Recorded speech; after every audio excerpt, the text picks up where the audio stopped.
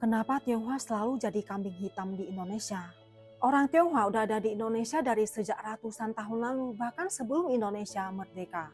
Ketika baru merantau ke Nusantara, sebagian besar orang Tionghoa bertahan hidup sebagai pedagang. Nah, saat itu masyarakat lokal kebanyakannya adalah petani.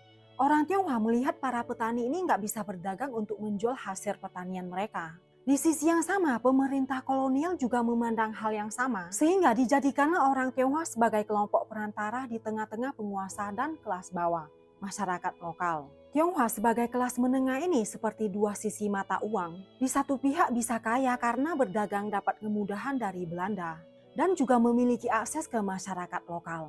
Tapi di pihak lain, masyarakat lokal kayak memiliki sentimen dengan Tionghoa karena politik adu domba divide and impera yang berhasil menciptakan gap di antara Tionghoa dengan suku lokal.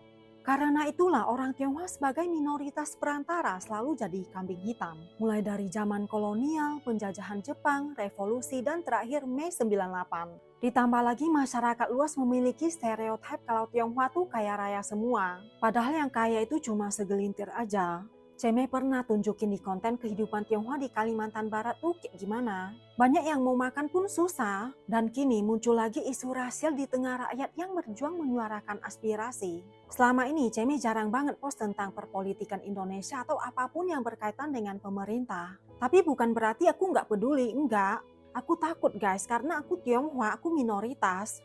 Tapi kali ini izinkan aku bersama kalian menjeritkan harapan kepada pemerintah. Kami Tionghoa, kami juga bagian dari Indonesia, bagian dari Ibu Pertiwi ini. Meskipun kami berbeda suku dan agama dengan kalian, tapi kami saudara sebangsa kalian, kami bukan musuh.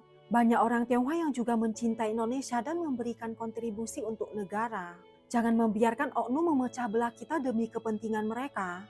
Mari kita bersama-sama menyerukan untuk stop membuat narasi rasial di media sosial. Aku Tionghoa, aku Indonesia.